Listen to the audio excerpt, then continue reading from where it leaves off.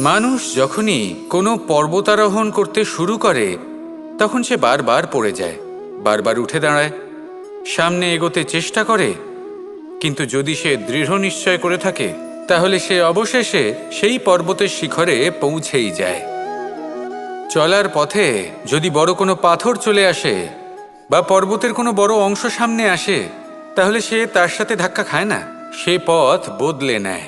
কিন্তু বাধা তাকে সবসময় পেতেই হয়, আর সেই বাধা সে পায় ছোট ছোট পাথরের দ্বারা। তাদের ওপর পা পড়লে তার পা পিছলে যায় আর সে পড়ে যায়। এই ছোট ছোট পাথর হলো আমাদের জীবনের সেই ছোট ছোট সমস্যা, সেই ছোট ছোট ভুলগুলো যেগুলো আমরা অবজ্ঞা করতে থাকি।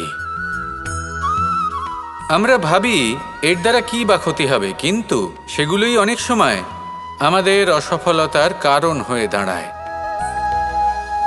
যত তাড়াতাড়ি সম্ভব এই ছোট ছোট পাথরগুলিকে জীবন থেকে তুলে ফেলে দিন। ভুল হওয়াটা স্বাভাবিক, কিন্তু তার মানে এই নয় যে বারবার সেই ভুলের পুনরাবৃত্তি ঘটবে। ভুলটা বুঝুন, সেটা স্বীকার করুন আর সেটা শুধরে নিন।